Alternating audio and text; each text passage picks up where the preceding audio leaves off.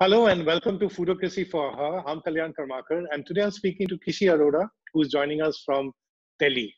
Foodocracy for Her is where I speak to women in the food and beverage business who are doing fantastic work and really inspirational to all of us, regardless of whether you're male, female, whatever age group, which industry you are in. Kishi is probably one of my oldest social media stroke Twitter friends, and we've known each other for maybe about at least 7, 8 years, if Yeah. not more. And at a time when people used to make friends on Twitter rather than troll each other, and then we met once when she came to Mumbai on work, and we started these tweet ups. So there was me, Anag, a few other people from Twitter. We all caught up, and I remember we went to have Anag took us to have safe puri and bhel puri, which is courageous to take a Delhi girl to have chaat in Mumbai. And uh, and then recently I did a workshop on Instagram and for home chefs, and there were quite a few participants in the workshop who were actually praising the feed of Kishi, and as well as her mom, and Mama K treats. So we're going to speak about all of that. But the first question which everyone will want to ask when they see you, Kishi, is that what was happening today in Mama K's kitchen? What did he eat?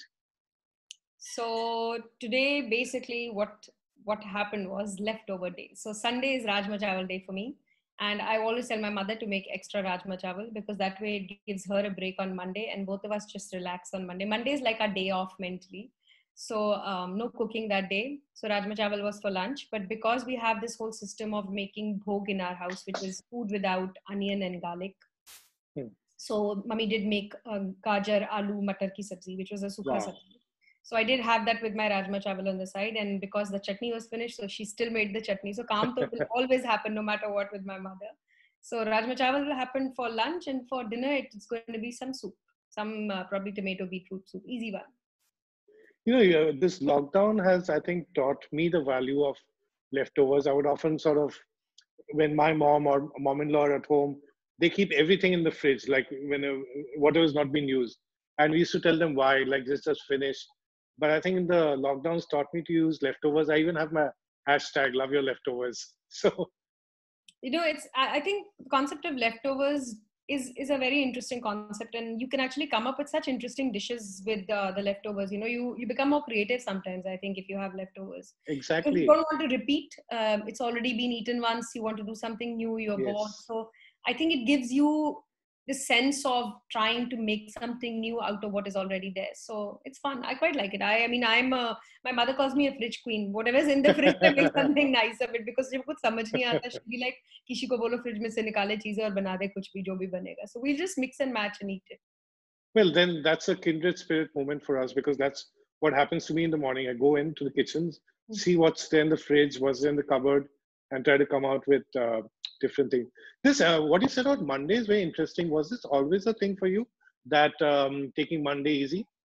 Yes. I think it's also because for me in these past few years, I mean, Sunday is never a free day for me. Yes. When COVID wasn't there, I have a lot of friends who always come and have a meal with me on Sunday. So while it is always relaxed in the sense that friends are coming over, but once you know that someone is coming over, if you know my mother, you haven't come to Delhi till now, when you'll come, you'll know. In our house, we don't feed a person just one thing. It's not ever going to be just rajma chawal. There'll be rajma chawal, there'll be chutney, there'll be some achar, and it's a lot of fresh things that she'll come up with and she'll make. So there'll be a thali that you will get. So even if you deny and say that it is a relaxed Sunday, because you're cooking, you tend to work. So Monday becomes our day off as a mother-daughter thing, and especially after with my dad gone for past 2 years, Monday is our day off. We chill. We don't really cook anything, and if worst comes to worst, we don't want to cook anything at all, we just order in. Obviously with COVID we try not to do that, so we keep it simple. And I make sure that the rajma chawal is extra, so I get 2 days of love of rajma chawal. I just love rajma chawal on Sundays. If I don't get it, I get very crappy on Mondays. So So when I was growing up in Calcutta as a kid, it was like that. So on Friday night, chicken curry would be made, and mom was working. So, and then through the weekend it would be used. So Friday night, maybe just with potatoes. Saturday maybe with eggs. The Sunday would be the chicken curry, and on Monday to tiffin I'd make sandwiches with, like, leftover liver and all of that. And it's interesting that you spoke about this Monday thing, because I used to work in a corporate job for the first 15 years of my life. And in between, I moved to blogging as a hobby. So then it's about 2012, 13 is when I moved into food writing, blogging as a profession. And at that time, I was still consulting with a market research agency. And there was this gentleman, Joseph, who was also working with me over there. And he'd also become a consultant. So he said that every Monday he would take off. And he said, I asked him why. He said, what's the point of being a freelancer otherwise? Right. And then this concept grew on me, and exactly for the same reason which you said. Because see, 5 days, my wife works, she's in advertising. So 5 days a week, I'm by myself, she's at office until at night or whatever. So Saturday also she could be working, sometimes Sundays as well. But Sundays is when, we'd be together.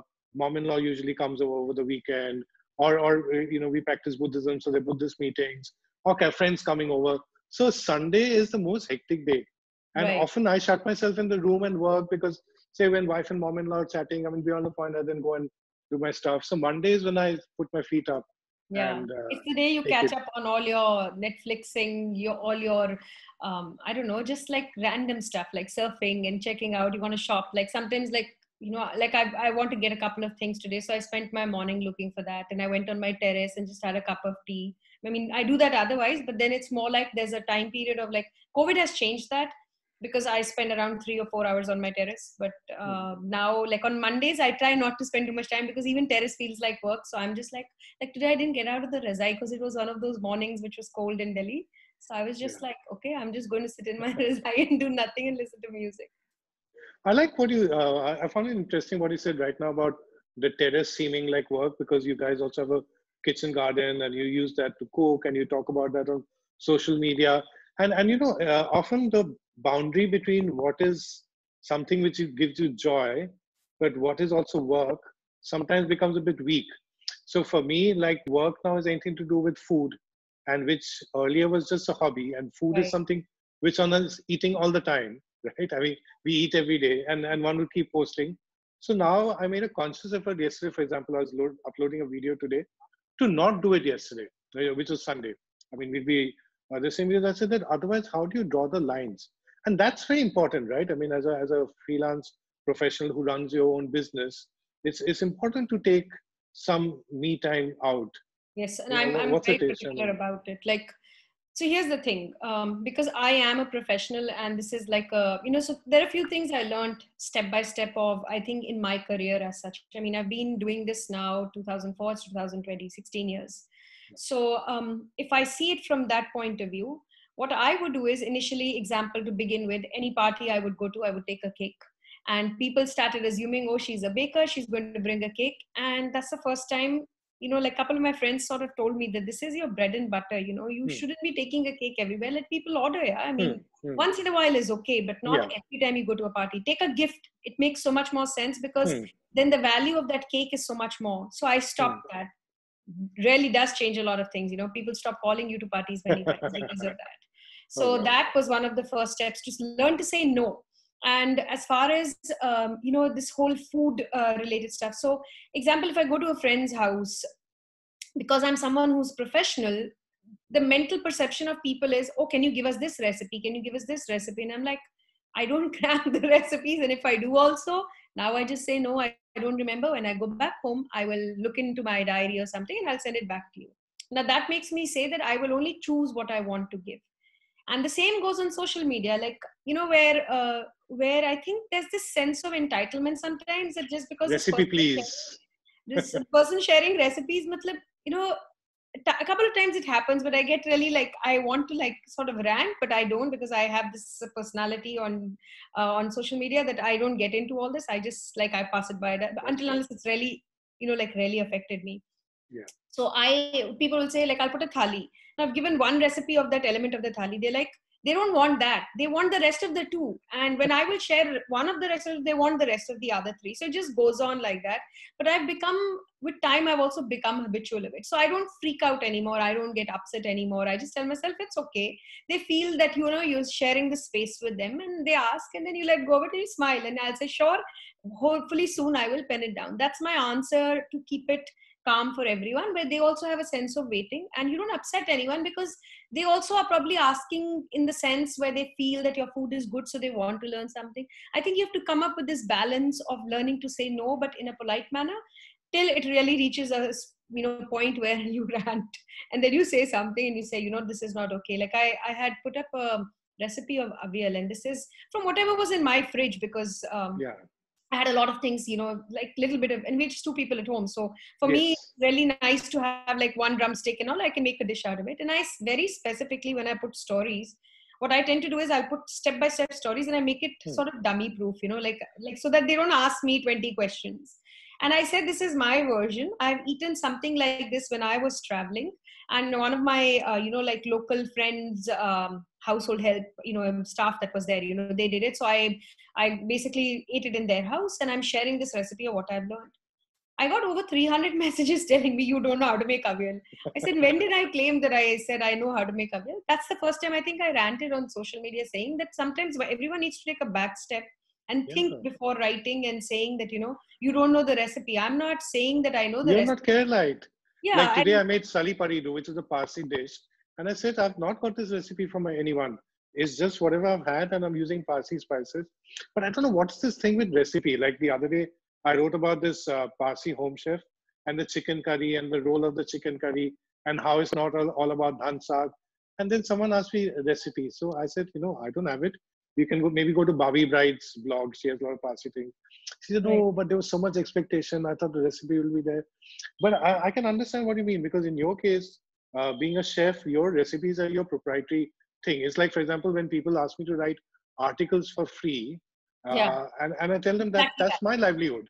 Right. Like if a website or a print publication, TV or whatever want me to do content for free, I will say that no, that's what I do. Like I mean, just as the recipes. So my mom used to say this about my dad, because he was a doctor. He passed away when you were young. Mm. But she said that one of the things which doctors hate is when you go to a social occasion, and we all do that, right? We see a doctor, etc. What do you think I should do about this? What do you think about this? Diagnosis for I'm free. taking this medicine. you know.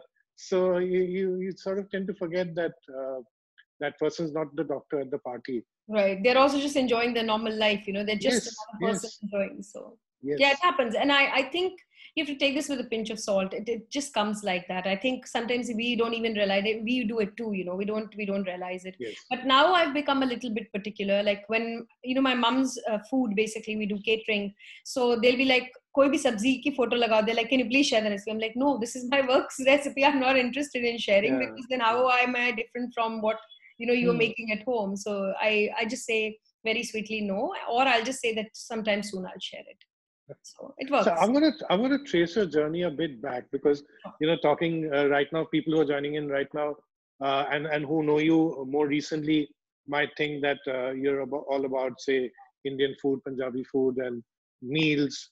But there's more to you. In fact, I remember when I first saw your profile on Twitter when we were interacting, I noticed the fact that you had studied at the CIA, which is not at Quantico, of course, but the Culinary Institute of America. And that was just after I started reading Anthony Bourdain's books and saw his show, and I knew that he was from the CIA. And when one associates people who are in pastry, otherwise, most of the other people, whether it's Pooja Dhingra, Sanjana, or other Anurita, Maria Goretti, more the Bombay folks, most of them have gone to Europe and have studied at Cordon Bleu. So take us back to the time when you decided to be a chef, a pastry chef, go to the US. What is going on in your head then? So school was FS Bal Bharti, college was SRCC, and after that, as always, if you're from Shriram College for Shriram people who are College of not Delhiites. Commerce. So if you Yes. if you go to SRCC or Shriram College of Commerce, your next step is either taking some sort of an exam, or you're going to some, like to do masters in economics or something like that. And I had also thought that I'm going to go to LSE or go to Australia, but somehow I would watch Yan Can cook, and every time. So Oh, my parents used to live in Singapore, and I lived with my grandfather in Delhi.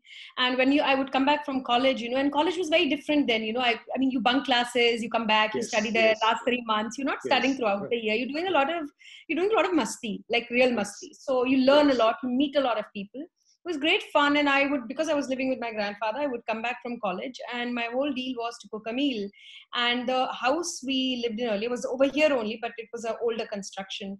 So we had these two open windows and I would come and I had a help that time, not a staff, because I'm trying to learn this in my head. Okay. This whole Ah, help. yeah, like this thing of staff. People Well, say, I get very confused. I will tell you about this in a bit. But so we had one help that time, not a staff. So she was our staff's daughter, and she was trying to learn food in general, and she wanted to cook because she wanted a future as someone's staff to go to Singapore, basically to go to my parents only, somehow get the visa done and learn and go there and probably make a better living. So I would teach her a lot of food. So she would learn to like cook and, cut with me and things like that. So when I would come back and because we had these two open windows, I would pretend that I am Yan Cook ke jaise, one chef, who's teaching an audience and there was no audience. Wow, how So sweet. Murthy used to think, and her name was Murthy. So Murthy used to think that I've gone a little mad. She once told my mother that something is wrong with Didi. She talks to no one. She's teaching something, but we don't know who she's talking to. So I would do this whole Shadi karwa do. no, not Shadi. But ki kuch problem hai, because what is going on? Who is she teaching? So I would just come and think I have an audience, and I would say, if Yan can cook, so can I.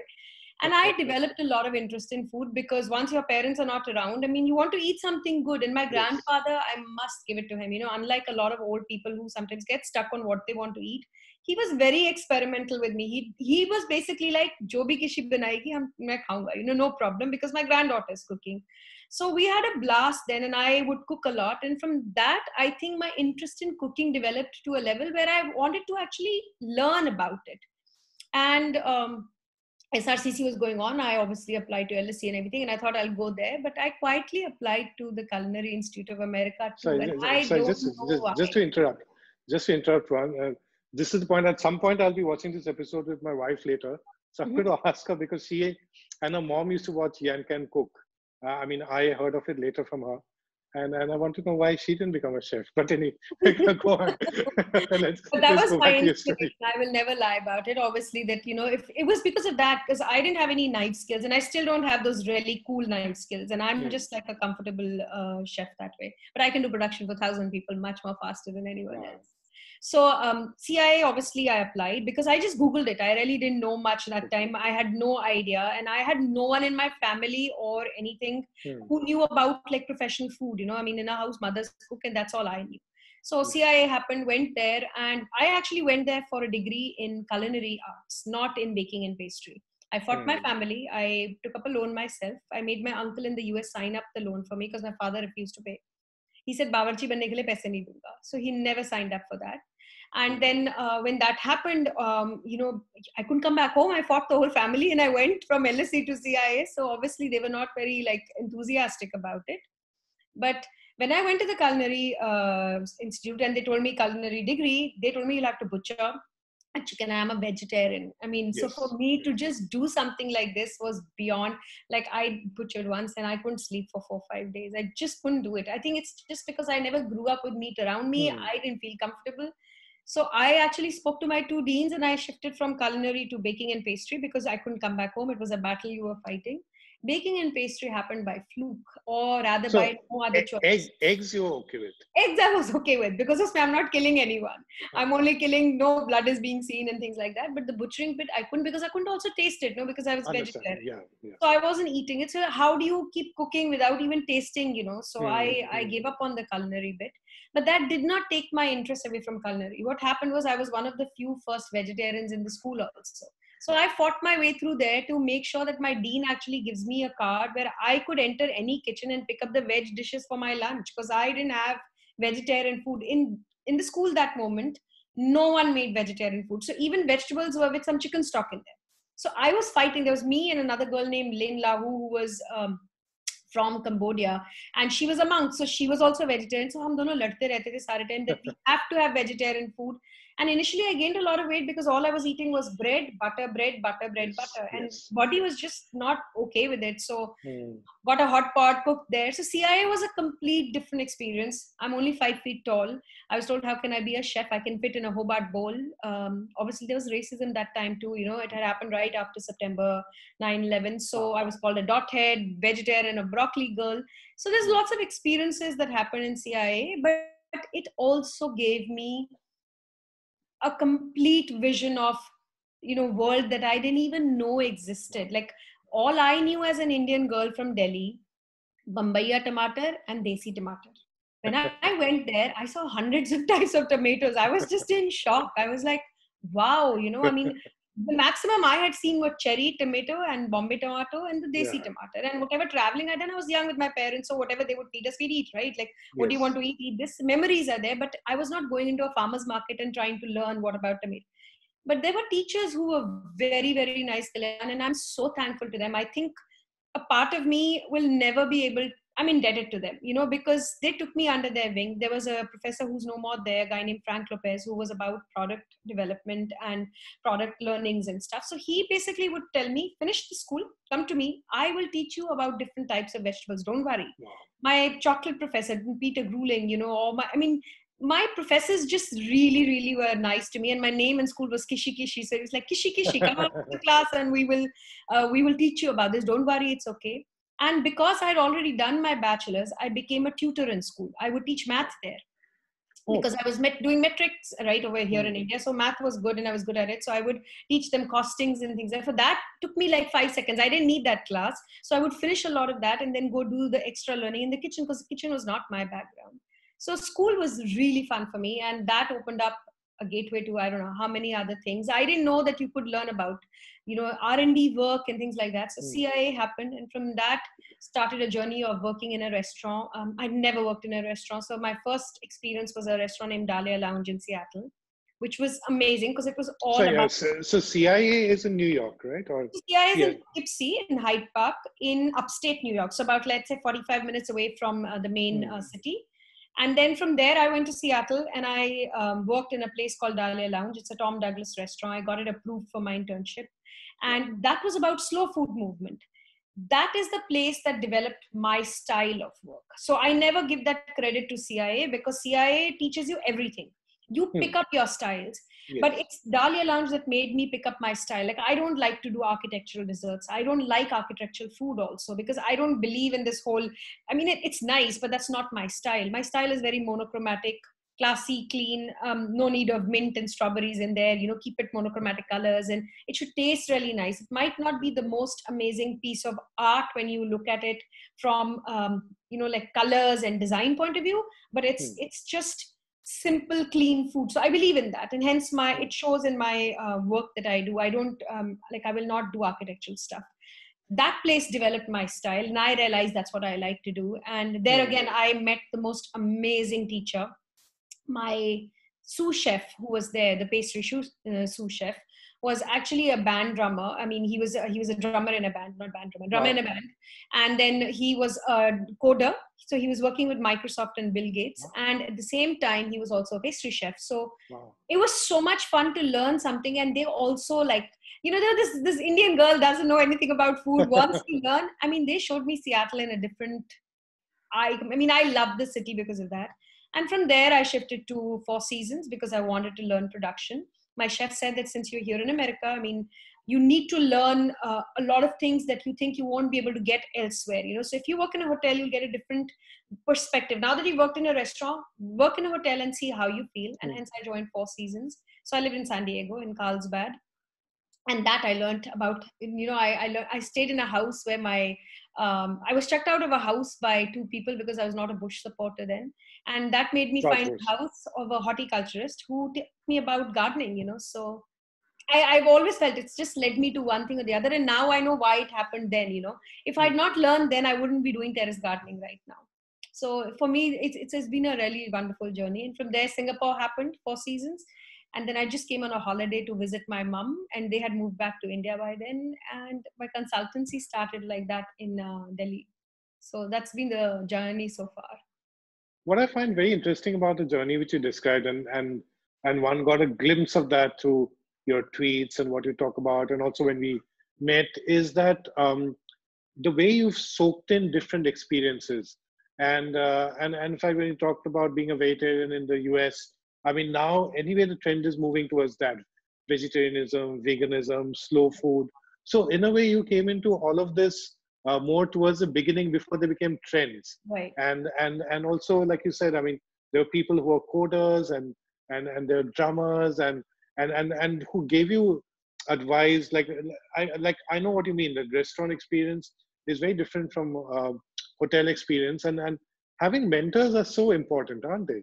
Yes, I I can't tell you. I say this over and over. If you pick up few good mentors, your journey becomes so much more easier. And not only just with your professional life, even with your Hmm. personal life. Don't lower your standards. Keep your standards high with people you pick up. And once you do that and you get the right advice, sometimes I think it's so helpful. And you don't have to follow what they say. You make up your own mind. But Yes. if you get the pros and cons and you know how to balance it, there's nothing like that. It's like having a set of parents, right? But in a different Yes. profession. So I had really good mentors. I will never say that they were not nice, some were mean. No, they were very, very nice people. And they really made me who I am. I mean, in every part of journey there is a mentor for me, and I'm very thankful for that. Like my friends in my mentors in the hotel industry were not the top chefs, because they were I'm nothing against French chefs, but they were all into about their style and Hmm. working. But my main chef of Four Seasons that time was a guy named Pierre, and he was the president's chef that time. But I always used to see him peel potatoes. He made Wow. me realize that no matter what post you get at, you actually do all the jobs. And my friends in the hotel were all the dishwashers. I learned from them the most. They were all these Mexican guys, and I was one of those girls who would not throw away my desserts. In America, when you're making desserts, the deal is that at night, once your service is over, you throw the desserts, because it's a liability issue. God forbid if someone eats and Yeah. something happens, everyone wants to do a lawsuit there. So Hmm. my deal was that you had to throw the desserts. But being an Indian, हमें कभी सिखाया नहीं गया है to throw Yeah. Yeah. anything. I wouldn't do that. So what I would do is I would call all the dishwashers, and they were Mexican, and I would say no one is around. There were cameras. I didn't know that, that time. And I would just tell them, go behind the machine and eat it, but please don't tell anyone, and don't tell my boss at all. I did not know what that did. It did magic. The dishwashers, my best teachers, the dishwashers, my best friends there. I never ever picked up a single plate in Four Seasons Hotel ever. They were like, oh, no, no, no, Kishi, you sit. We bring the stack of plates for you when service would happen. And the boys in the kitchen is like, what is she doing? I mean, why are they so nice to her? Why don't they do this What's a for us? secret? And I would just tell them that I feed them. Instead of putting it in the dustbin, I just feed them. And finally, I think after about 1 year of working there, I actually spoke to the general manager. The tsunami had happened. That, look at how life is. We throw so many things. We'd collected a lot of money for tsunami Hmm. because Southeast Asia had happened. And so I sort of, Yes. pushed it and like, let's do something about it. That's the time I told him we shouldn't be throwing things like this. I mean, use it in the Hmm. canteen for the people, or at the same time, just give it to people who would actually, be part of your system. I mean, they're already part of your Hmm. system. Shouldn't they know at the end of the day what is being served to the client? So Yes. it's a training in a way, and hence I became a trainer at Four Seasons. So it was a beautiful journey. I will never, I mean, one of the things I learned in Four Seasons was, you sad, drink tequila. You are upset, drink tequila. You are happy, drink tequila. You have a cold, drink tequila. And the place became so much fun to work with. I learned a lot about Mexican culture. My best friend's Mexican. So But without the worm, right?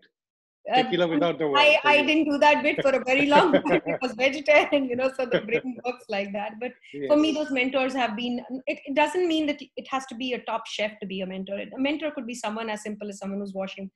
To do dishes, that's how I started in Four Seasons, dishes. That's how So my tell us a lesson which you might have learned from a dishwasher, because so one think of a dishwasher as a mentor, oh, no, no, no. So So I must tell tell you, us. they are Yes, artists. please. They are artists. If you can wash dishes like them in that kitchen, then you have learned an art or a trick that you can never pick it up elsewhere, because they take years to learn something like this. So I Hmm. know, like my mom, has this whole thing when she's doing dishes downstairs in the kitchen. She's like, no, no, no, you don't know how to. I'm like, I have done dishwashing for one whole year. Why don't you understand? I mean, I'm systematic because I put it in a manner that I just, Hmm. wash so I have a style of going about it. But in a hotel, because there's, sinks as huge as me, I can actually become it can become a swimming pool for me. So, the art of holding the plates, the pans, and the way you twirl them around, and you watch and you learn. And I would, what I would do, because I'm so small and petite in size, I would actually literally wet myself, with the pani and the big pans and stuff. I wasn't able to do it initially. And in any hotel, they give you the most the lowest job, which they think is dishwashing to begin with. That's how they want to check Hmm. how much you know. And I wouldn't be able to do it. These young boys sort of took on to help. Oh, there's this little girl who's come in the kitchen, let's help her out. And then this guy came who's the head dishwasher in Four Seasons, and I named him Diablo, the devil, because how he did it, I never understood. He was a machine, and I was like, how do you do it? Because he was only 5'2" tall, So I was like, if he can do it, I should be able to do it too.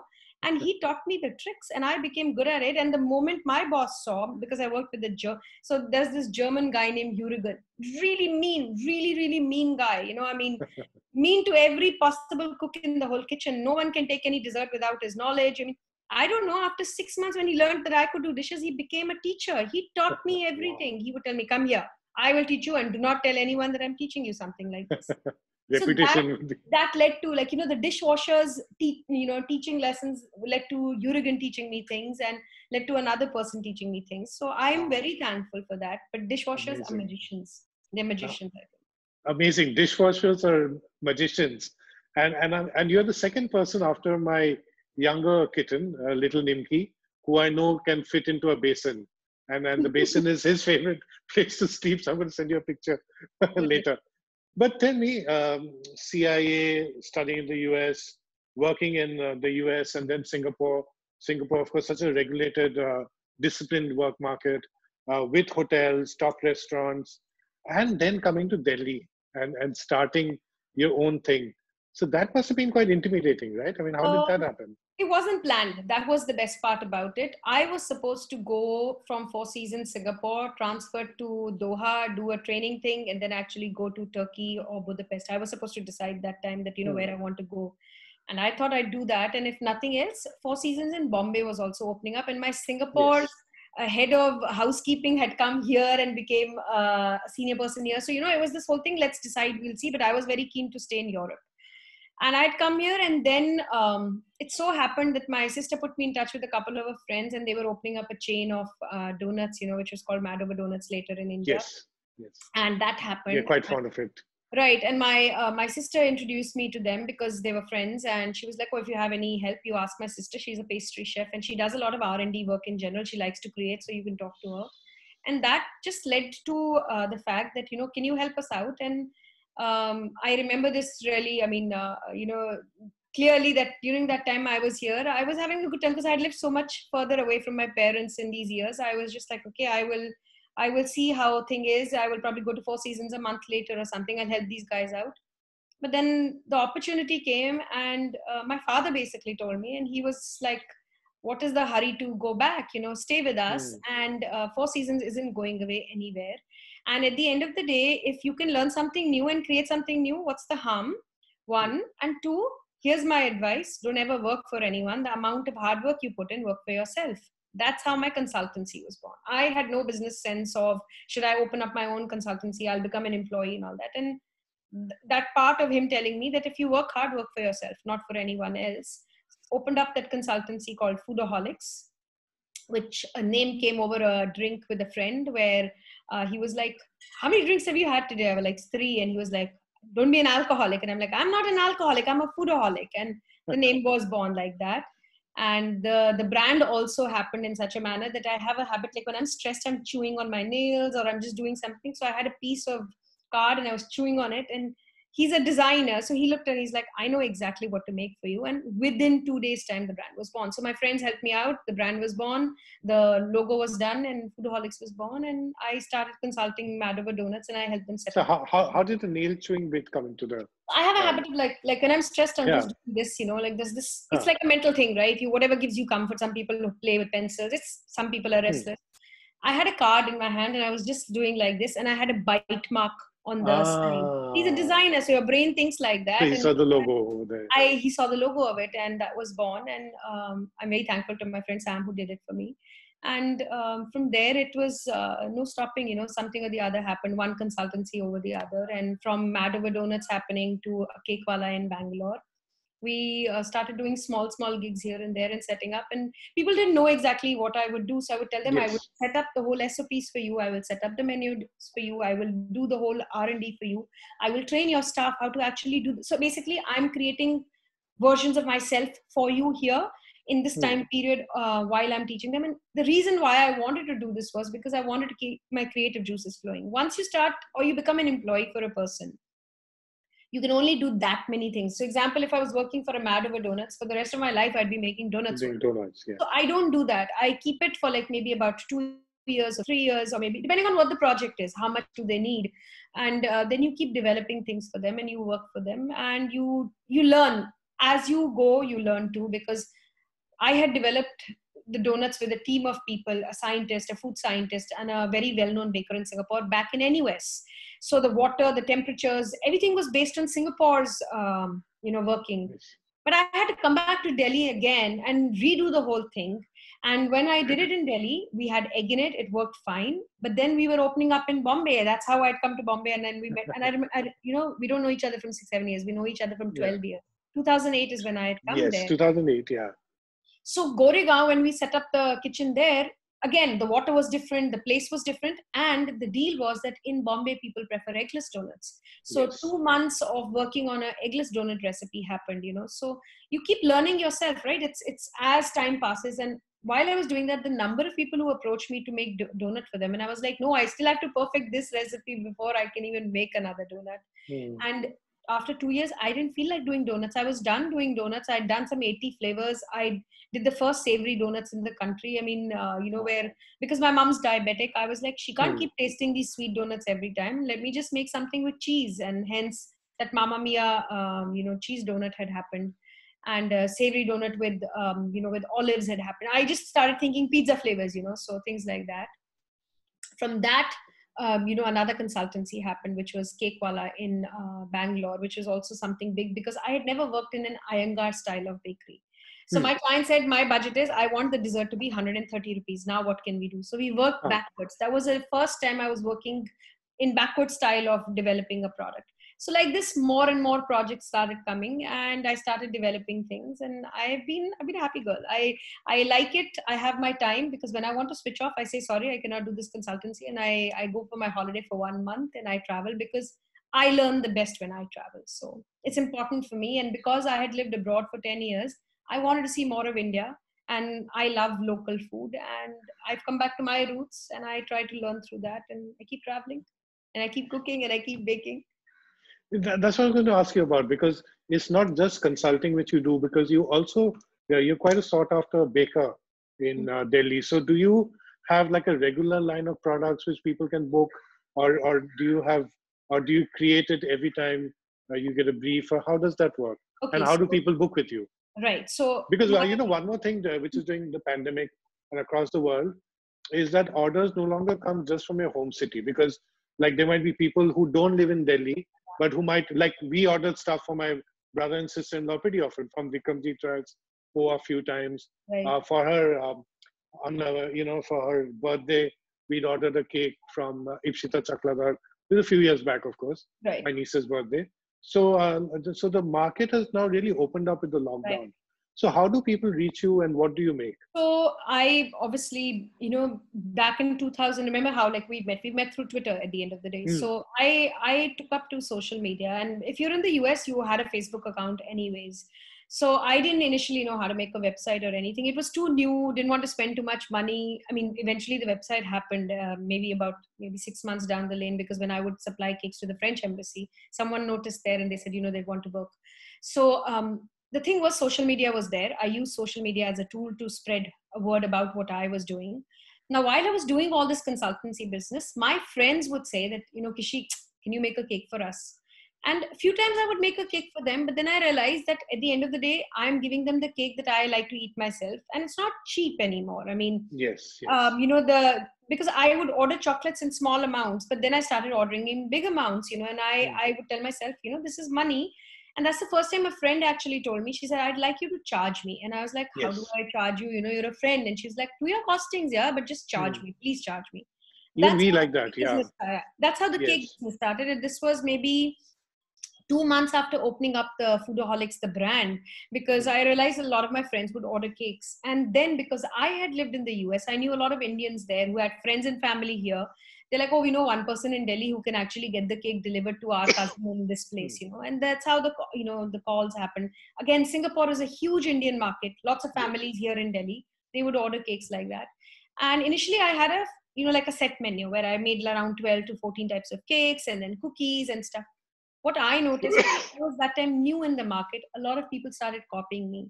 And so much so because I was using premium products. I was trying to do something niche that moment where I was trying to give my experience of the US to someone in Delhi, like the chocolate I worked with, Valrhona, or the cream I worked with, LNB, back in the US. I was trying to give them that experience here, and that's not cheap over here. It's all right there, but it's not cheap here. So when I was doing that, I noticed what many people did was they would take my designs of the cake, sell it for maybe 1/3 the price, and the cake would look similar and the price was 1/3. People initially don't know the taste, so they'd buy something that's cheaper, and I obviously had not done so much marketing and stuff. That's the first time it struck me that I need to do something different. And within 6 months of doing cakes and desserts in Foodaholics, I decided that I'm now no longer going to make a cake that's a signature style cake. It might be signature style in flavors, but the look and feel will be to what you will get just for you. And every person or client, because I am involved in that conversation, like it's a direct chat. Like, so if you're ordering with me, it's a chat with me. There is no other social person. Media or phone. Yeah, I put a number WhatsApp out there. I got another phone number through social media, word of mouth. It started spreading, and the person calls me, and I have my laptop in front. I have an Excel sheet, so I will fill what all. I ask you questions. What all are the flavors you like? What is your food habits? What is that you dislike? Because when I'm creating some layers for you in a cake, I will make sure that I incorporate the kind of flavors, or I will try to help you come up with a cake, and that becomes a bespoke cake just for you. And it's customized just for you. So I was doing this back in 2007 when people didn't know customization to that level. And the idea of Excel sheet. Very ahead of the market. That's very, very ahead of the market. My father would help me because he was like, why don't you write down? How will you remember? And that's the time he told me write down, but the training came from Four Seasons. The training did not come from anywhere else. So Four Seasons has been doing this forever. I mean, Isidore Sharp was known for this. If you are a hotel guest, they fill up details about you. So if you have gone into the hotel and you ask for 2 pillows, it will go in an Excel sheet. And when you next visit them, they will give you 2 pillows before you come into the room. There's a standardization of how the honey is kept, so that part came from Four Seasons. The business sense came from SRCC, and my father pushing me and saying, write it in an Excel sheet, helped me put this whole system together of becoming your baker. So I have clients till today, and I have a very loyal clientele where they'll call me. They're like, I want you to make something with lavender. I want to try something new. I mean, there's this kid, Joey, who was my client customer when he was 6 years old. And he's now, I'm talking 2004. So this is another 16 years to it. He's in college in the US, and he till today discusses, like he's in India right now, he'll discuss the flavor profiles with me. And his Excel sheet just keeps becoming bigger and bigger and bigger. So for me, that is really important because I have this connect. So you've actually seen him grow up. Yes, I've seen him grow up to his taste. He calls me Kishi, so it's no longer just a baker, and his mother is so nice. I mean, we talk, she'll check on me, how things in COVID. So I have become friends with my clients also over years. One of my very, very good friend, a girl named Shreya, she started as a client. She didn't start as someone I knew before. And she is excellent. She's adventurous. She's like, okay, let's try something new. I love that because then that gives me my creative juices, to like play around with whatever is in season. I will want to try that. And it makes me a very happy person because I'm not bored with my work. No, I want to ask you one thing because you're in pastry and you're talking about creative juices and experimentation and all of that. You've also battled at a personal level a health issue of in your case, diabetics. So any learnings which you want to share with people, because, many people have so many different sort of ailments and sometimes they wonder that how can it progress? So what has been your learnings of battling so successfully and diabetes positively? has been in my family. My mom's diabetic. My dad was diabetic. My grandfather was diabetic. I mean, I get it hereditary. I think it's just a gift being given to me for free. So I'm diabetic too, and I've been diabetic for 17 years now. And but I've never seen this as a bad thing anymore because nor do I fall for this whole diabetic cakes or this cake or that cake. I don't do that. I believe you reduce the portion size, because I love my food too much. I love my paratha too much. I love my bread too much. I just reduce the portion size. And I make sure that as time's passing by, I'm becoming more smarter about how and when to eat. I did lots of small changes. I do not eat after 7:30. I do spoil myself. There is not like I will follow this rule for the rest of my life. I don't believe in that. You can also indulge, you can also binge. But you have a bad day, you fight it and you get on again and start the next day. So I try to live my life as normal as possible. I will have desserts. I have a major sweet tooth. After my meal, I'm a Punjabi, so I need a little meetha, after the whole meal has happened. So I will totally do that also. But what I have done is cutting down on the portion size. Doing yoga. I have friends who actually help me, push me in. Like, I go through a phase where I'm just not keeping well and I'm, my leg is hurting, because diabetes tends to give you a lot of other issues too. So I have my whole low moments also. I'm as normal as anyone else can be. And I go through that phase. Then I have friends who push me and say, come on, Kishi, you need to exercise. Or my brother, he is super into about exercise. So he pushes me. So I'll do. And today evening, you and I are both starting a yoga class together. Yes. Just like that, I keep check. I don't go overboard. I remind myself that I do have a issue, but I never make it a problem or a big deal about it. I've never really discussed it on social media that I'm diabetic or I cannot eat this. I actually enjoy my food and I control my portion size. And I purposely, sorry? A very wonderful doctor. I have a very wonderful doctor, Dr. Amrish Mittal, who's actually on Twitter, and he's just a wonderful guy. He's never discouraged me. He's actually told me it's just normal. It's part of your life. No, I do know that you don't talk about this normally. I just purposely asked you this question because I wanted people to see that, to look at an obstacle as a way, Right. as a challenge, and then to sort of take it on as positively as you do. Now, talking of positive, I remember that I remember seeing on Twitter about this entire concept of Mama K treats, and I've seen that growing over time. So, what is Mama K? Who's Mama K? Do we get to see her, or do we get to Yes. see only her food? Or? I think today you might just get to see her. Wow. She's a super camera shy person. She does not like to be clicked one bit. I can't tell you the number of people who don't want me on their lives, but want my mother on their lives. And I keep telling her, you have an opportunity, please. But she just refuses. She's like, I make my food. So I'm Baby K and my mother is Mama K because she is Kananbala. Her name is Kananbala. So her business is called Mama K Treats. Whatever she cooks, I must give this credit to my brother-in-law, who basically made us realize that our mother makes the most amazing food and we should actually try and sell it. People should really know and do not just keep feeding people for the heck of it. Friends and family, okay, but like, I have a habit like my father. If I meet someone's like, oh, this, I'm like, oh, come have a meal at my house. And these are strangers coming to my house. So he said, listen, just, capitalize this. She makes amazing food. Do something about it. Hence, Mama K Treats was born. And my friend Kunal, who would always say that your mom's food is like a treat. So it became Mama K Treats. And that's again under Foodaholics. We make her food. It's pure vegetarian, but it's the food we grew up eating, us 3 kids. And the deal is that you get boxes of her food and it's priced at a same, like basically this is about 500 grams and she packs it just like she would pack for me. Like she never does any conjuicy. I always have a fight, like, come on, costings, you need to be measuring. She's like, keep quiet. It's a mother's food going. You don't do conjucy over here.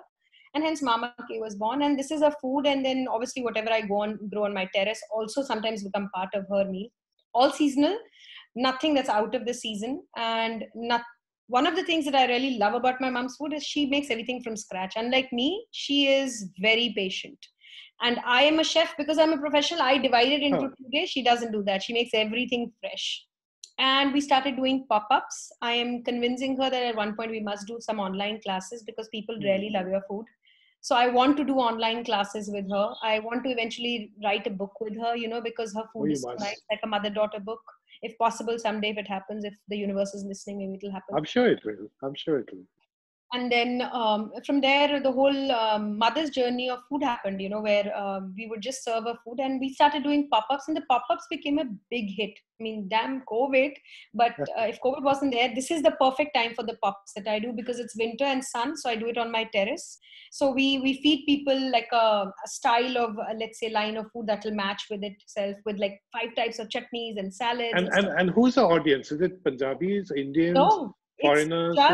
it's mix of people. So I put it up and it gets sold out in 1 hour. Even my stuff never gets sold out like this. I get very jealous sometimes, but So it's my not. mom writes a blog, Tabulous Mom. I think she has more fans, many more fans and readers Yeah, than we discussed. I So do. yeah, mothers are bigger celebrities in Yes. their own manners, and these are people from different field. Like someone has told someone, there's this lady.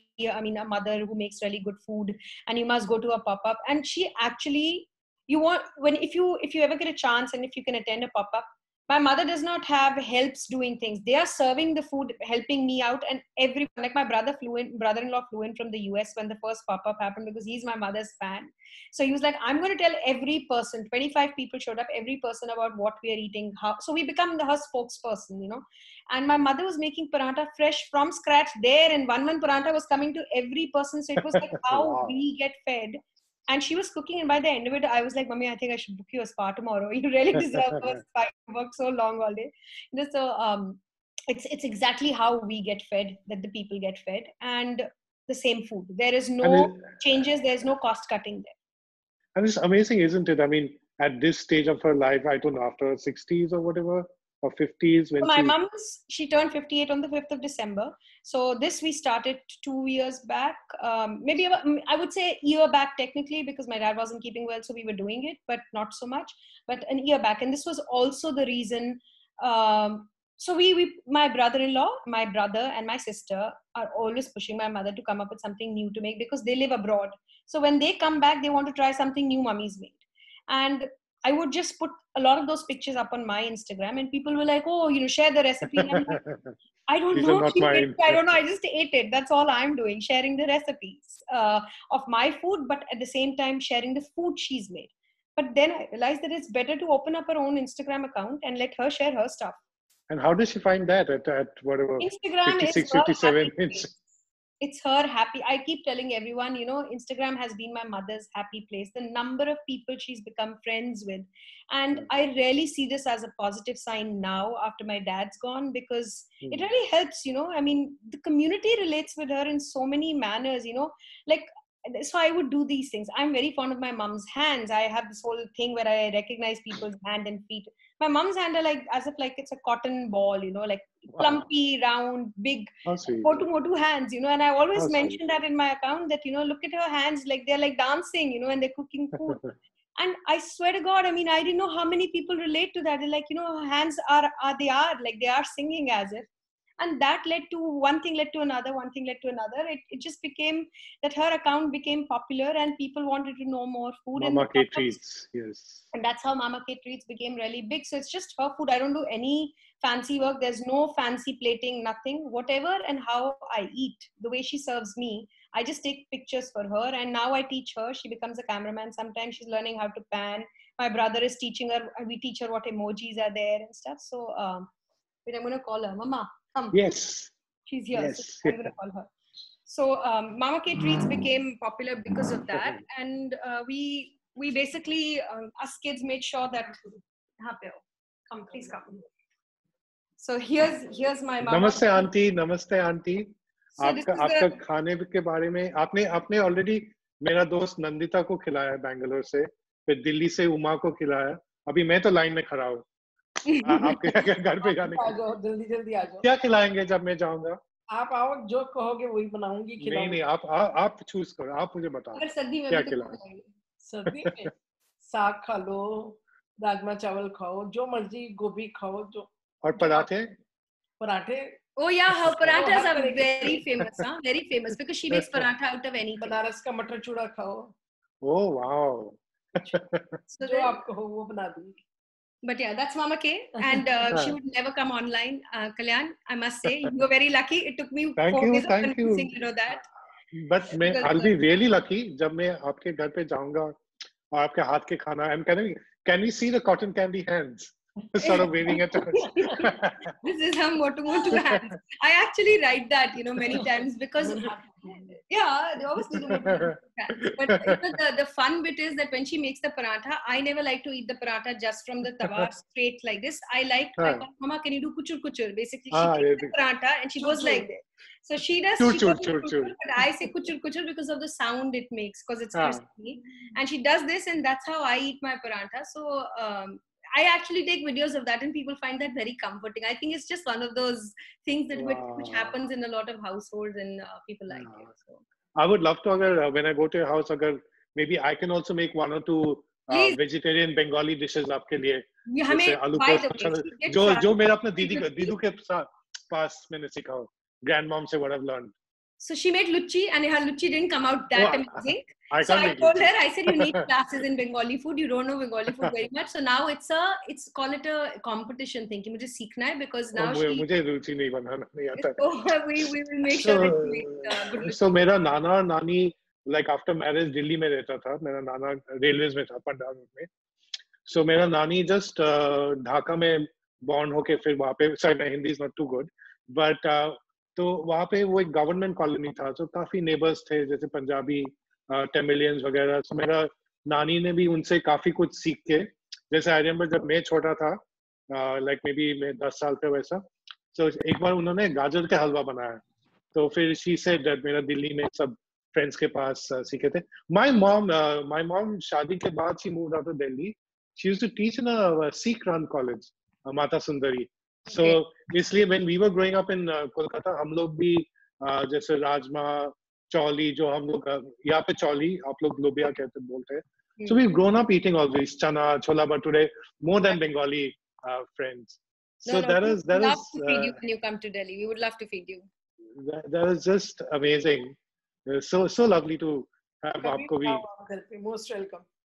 We Thank you, will Kananbala make sure ji. that we get something from the terrace, and then the rest of the stuff she makes, and we will. और मुझे नंदिता का लड़के सन के जैसे मुझे भी parcel चाहिए, doggy bag. आपने उसके लिए पराठा वगैरह प्लेन के फ्लाइट के लिए बनाया दिया था. मुझे भी चाहिए. No, you know, in fact, I remember Monica was coming. Monica Manchanda was coming over. So I told her, I said, Ma, just make 2 things. Nah, don't make too much, because, you know, we'll just chit chat and eat. Ask Monica, what she ate for her lunch. Because by the end of it, she was like, I am so full. How am I supposed to finish everything? Because she made a huge thali and we were just eating. And once Monica left, I slept for 3 hours because I'd eaten so much. But don't worry, I will shamelessly pack everything. Yes, and take it back. You don't have to tell her. All those who know her know that she always packs you something when you are going, because her thing is कि अच्छा घर जाके भी याद रखोगे तो लेके जाओ और खा लो. So I will make sure कि और मैं तो सब कुछ, मुझे पराठा अच्छा लगता है, चना अच्छा लगता है, गोभी अच्छा लगता है, पिकल्स, अचार बहुत अच्छा लगता है, बड़े सारे मीठा ओके. सब. So बहुत कुछ, साग, सब कुछ खाता हूँ. Thank you so much. So that would be a lovely note to say bye to both of you, Thank Kishi you so and much. Kananbala auntie. आपको like what do people call her? Auntie Okay, only, so no, many people call her Mama K only. One of the things that's Mama happened K. is she's called Mama K now, and many of them on Instagram now call her Bala Auntie. She's become like Jagat Auntie is what I like to call, because yesterday when on the What auntie? Jagat Auntie, basically world's Jagat auntie. auntie, everyone's auntie. I mean, you know, I can't tell you the number of messages, because a lot of times, like her eyesight's weak, so she'll be like, "Acha, read my messages to me." So we'll read. So my brother also does this job, and so does my sister. We take, you know, chances in doing this for her, and the kind of messages we get, you know, Auntie, I just got married. Mama K. So my brother-in-law also calls her Mama K. तो फिर आप तो मामा के ही है. Yeah. और So मैं भी के हूँ, मेरा वाइफ भी के है. Yeah. So it's all mama के. So. But we get lovely. messages where people, when I say Jagat Auntie, is because when people will say, Auntie, you know, I just got married and I learned your 2 recipes and I made my husband so happy. And I'm like, Mom, you've become a counselor, you know that? You're fixing people's lives like this. So but she should tell them that the husbands also need to learn how to cook. Yeah. Like my dad was a great cook. Men also send her messages. Auntie, I want to surprise my wife. Can you please give me something easy? So then, because I know the links, I'll send them these links. Ki ye bana lo. So it's a good fun thing. Instagram Maybe finally, एक चीज मेरा बहुत दिन से मन है कि to learn how to make rotis, roti, paratha, puri. So maybe I'm going to go sign on the master class, Mama K se. Hopefully we'll Chef do Mama the K se, class. and I'll learn how to make rotis, puris, and bhatures. Yes. Yeah, all of them. All the flatbreads possible from India. Beautiful. So here's so much, saying goodbye to little K and Mama K. And this is KK. I really appreciate it. Thank you so much. It was such a lovely chat. Thank you so much. Take care. God bless. Stay safe. Thank you. Thank you.